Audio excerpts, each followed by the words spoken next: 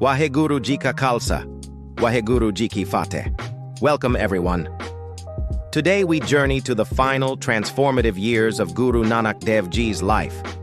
After decades of extensive travels, spreading the message of Ek Onkar, the One Creator, Guru Nanak returned not to a life of secluded meditation, but to the fertile plains of Punjab. He established a unique town on the banks of the river Ravi, a place that would become the cradle of the Sikh way of life, Kartarpur, the city of the Creator. Imagine this: the Guru, who had debated with scholars and guided kings, now shedding the robes of a traveler. He puts his hands to the plow, tills the soil, and lives the life of a simple farmer and householder. This wasn't a retirement. It was the ultimate practical lesson. Guru Nanak demonstrated, through his own life, a core principle of Sikhism, that spirituality is not found by renouncing the world, but by living an honest, engaged life within it. He taught that one could be a devoted parent, a hard-working provider, and a spiritual being all at once. The fields of Kartarpur were his classroom, and the harvest was not just grain, but a profound spiritual truth. This community at Kartarpur was built on three foundational pillars, the three golden rules that continue to guide Sikhs today. The first, Nam Japo, to meditate on God's name. The day in Kartarpur began and ended with kirtan, the singing of divine hymns. The air vibrated with devotion, reminding everyone to keep the Creator at the center of their thoughts and actions. This wasn't a ritual performed in isolation. It was a communal experience, strengthening the bonds of the Sangat, the holy congregation.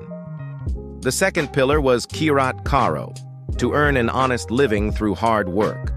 By farming the land himself, Guru Nanak sanctified labor. He showed that no work was too menial if done with integrity and in remembrance of God.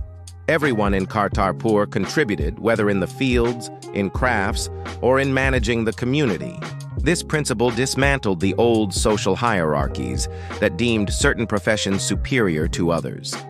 In the eyes of the Guru, an honest farmer was as noble as a king. And this leads us to the third revolutionary pillar, Vand Chako, to share what you have with others. This principle found its most powerful expression in the institution of Langar, the free community kitchen. In a society deeply divided by caste, the Langar was a radical act of equality. Here, everyone, rich or poor, man or woman, of any caste or creed, would sit together in the same line, or pangat, and share the same food. It was a powerful blow against social discrimination.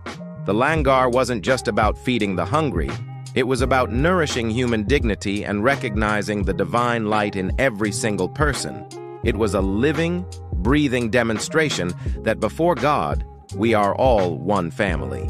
People flocked to Kartarpur from all corners, drawn by the wisdom and compassion of Guru Nanak. They came not just to see him, but to live this new way of life. The community was a blueprint for an ideal society, one based on equality, service, and devotion. Here, the Guru wasn't a distant, unapproachable figure. He was a father, a neighbor, a teacher, and a guide, actively participating in the daily life of the Sangat. He would sit with his followers, answer their questions, and share his divine insights, compiling the sacred hymns that would later form the foundation of the Guru Granth Sahib Ji. For over 18 years, Guru Nanak nurtured this flourishing community. As his time on earth drew to a close, a crucial question arose: who would carry the divine light forward? The Guru's message was eternal, and it needed a worthy successor to continue the mission. This was not a matter of hereditary succession or worldly power. It was a test of devotion, humility, and complete surrender to the Guru's wisdom. Many of his followers were tested, including his own sons, Sri Chand and Lakshmi Das. However, it was a humble and devoted disciple named Bhai Lehna who truly embodied the Guru's teachings. Bhai Lehna's obedience and service were absolute. There are many stories of his unwavering faith. In one, Guru Nanak asked his sons to retrieve a bowl that had fallen into a muddy ditch. They hesitated, deeming it beneath them. Without a second thought, Bhai Lena jumped in and cleaned the bowl. In another test, the Guru created an illusion of a corpse and asked his followers to eat it. While others recoiled in horror, Bhai Lena stepped forward, understanding that the Guru's command held a deeper wisdom. Seeing this perfect devotion, Guru Nanak knew he had found his successor. In a profound ceremony, he placed 5 copper coins and a coconut before Bhai Lena, bowed before him, and renamed him Angad, meaning, a part of my own limb.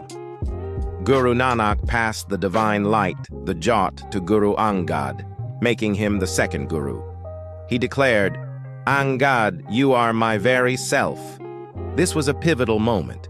It established that the Guru was not the physical body, but the divine light and wisdom that could be passed from one to another. It ensured the continuity of the message, creating a lineage of gurus who would guide the Sikh Panth for the next 2 centuries.